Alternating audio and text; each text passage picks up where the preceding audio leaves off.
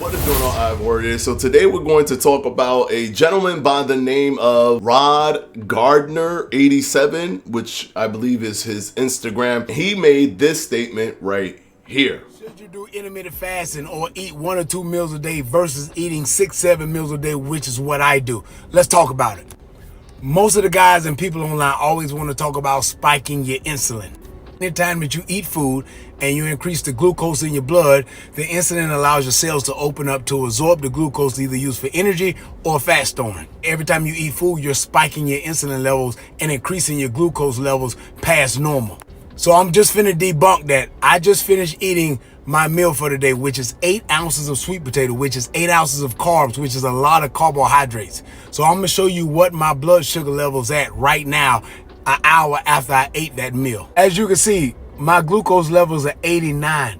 That's not even high enough for me to even get a good workout in. So after you eat a good nutritious meal, you do not spike your insulin all throughout the day, because my insulin didn't even reach high enough to even be out of a fasted zone.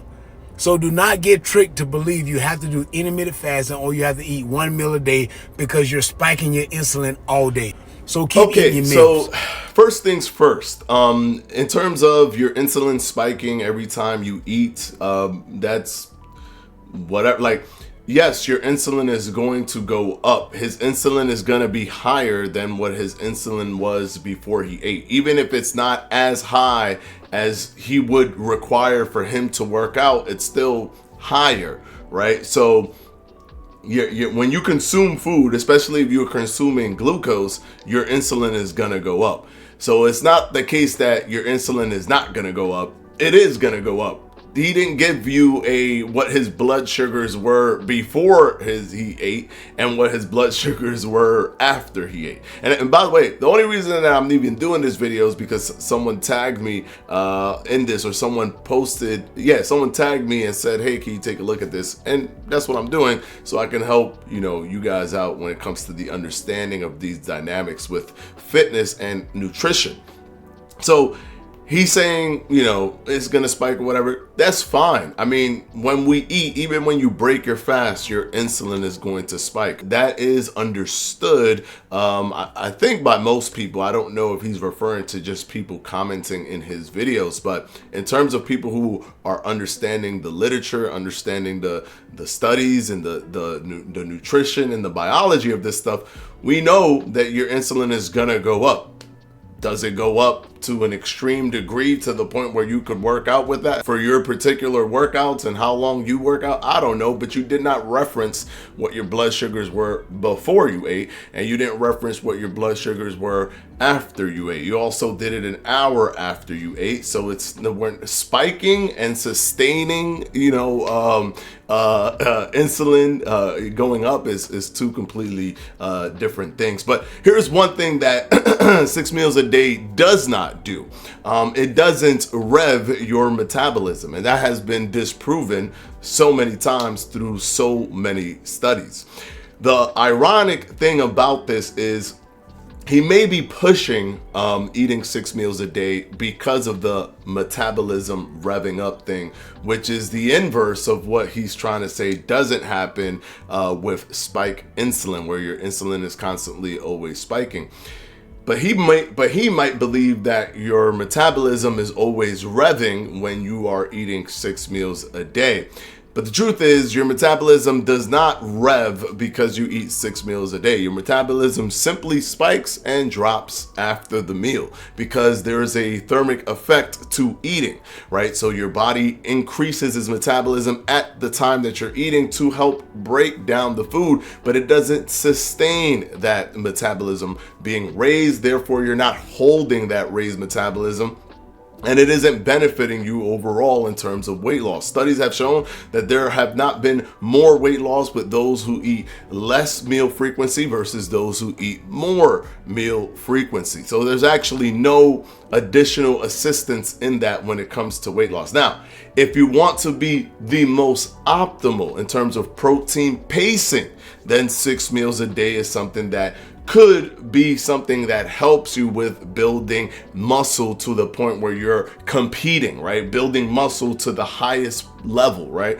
But you could actually still build muscle with intermittent fasting. You're just not the most optimal. You're not as optimal as somebody who is competing to build muscle. Now, please understand that don't look at things just based off how physically fit someone looks, right? Like if you see him and you go, oh man, but he's so brolic, he must be telling the truth. That's not how it works. Like one, you have to take in his own genetics, and two, you have to also factor in what else is he doing on the side. Just skimping through his social media, you see that he also takes performance enhancing drugs. Therefore, he is using so many different things that is helping him get to the place that he's at. Just because he looks like that should not be something that tricks you or provides an appeal to authority for you to listen to what he's saying in terms of his nutrition.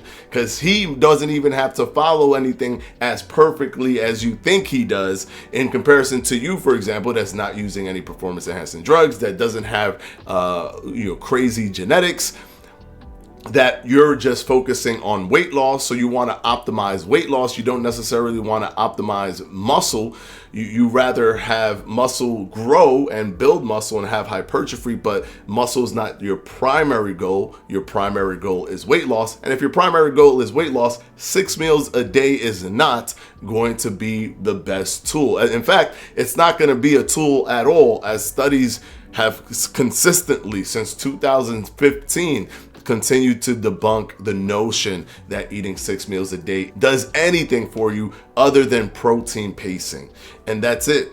That's all it does. If you're not competing for Mr. Olympia or trying to gain a massive amount of muscle, you'll be fine. Another chink in the armor of 6 meals a day is that most studies actually found that when people eat 6 meals a day, they tend to be hungrier. This is something that seems counterintuitive, but it actually isn't. Those groups that do intermittent fasting tend to feel less hunger than groups that eat 6 meals a day. Actually, groups that eat 6 meals a day tend to be hungrier than groups that eat 3 meals a day. Groups that eat 3 meals a day tend to be hungrier than groups that eat 2 meals a day. Now, why is this the case? You would think, man, but I'm eating all the time. I have to be less hungry than the person who's barely eating, right? It has to be the case. No, that's not how your body works. Your body works on an adaptability factor. So, for example, if you're always eating, your body is always hungry because you've trained your body to always want to eat. So if every 3 hours you're eating, every 3 hours your body will be hungry because that's what you've given your body as a rhythm, as a flow, as a rhythm, as a habit. Now, if you eat 3 meals, your body will be hungry for those 3 meals. If you eat 2 meals, your body will be hungry for those 2 meals. If you eat 1 meal, your body will be hungry for the 1 meal. Your body adapts to the habits that you provide your body, and it takes about 2 to 3 weeks for you to fall into this habit and flow. Just think of yourself. For example, if you ever did 6 meals a day, and if you've ever done intermittent fasting, notice how before you started intermittent fasting, it felt like it was impossible. But once you started doing it after about 2 weeks, 2 weeks and a half, you were like, whoa, that's crazy. This is so easy for me to do. I do not feel hunger after a certain time. And once I eat my food, I'm okay. I could easily wait till the next day to eat again. That's not the case when you do 6 meals a day. You actually increase your hunger because you're consistently eating and your body's consistently expecting food at a much higher rate. So the psychology and willpower starts to go against you when it comes to weight loss. And what's more important than actual weight loss is sustainable diet.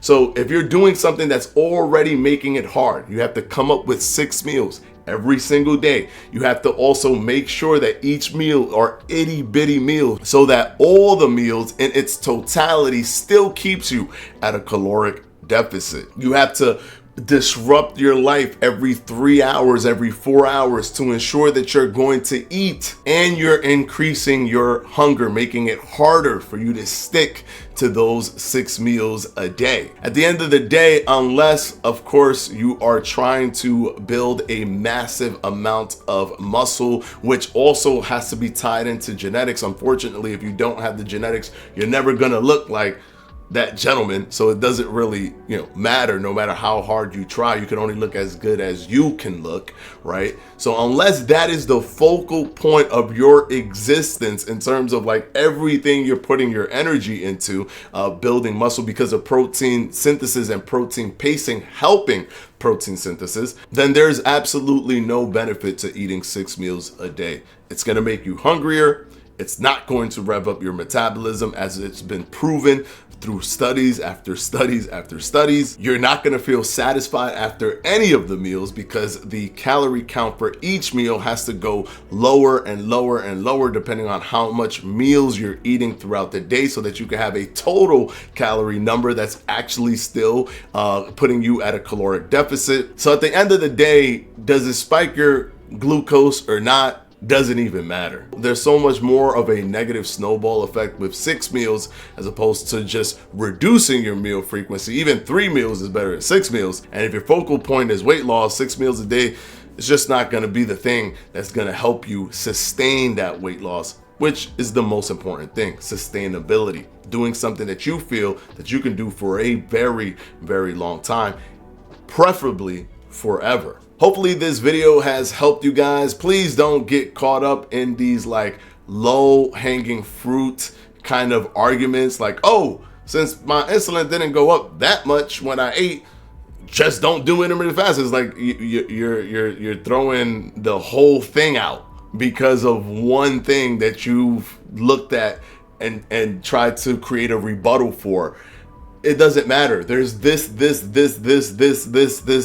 all these reasons you should do it. And there's this one reason where it's kind of not that, strong. Well, it didn't spike that much, right? I didn't really test it I didn't show you what my blood sugars were before and after, but it's not high enough for me to work out. That's true. That's the case. Like, okay, so don't do intermittent fasting because of this one thing.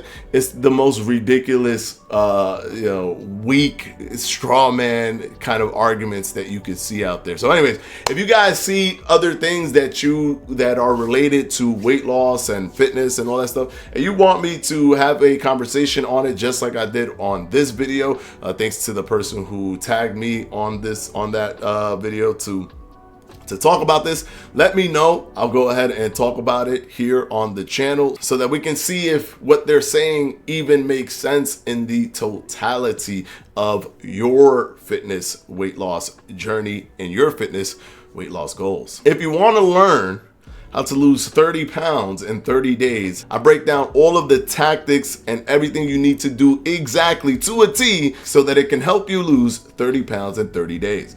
I'll see you in this video. Peace out.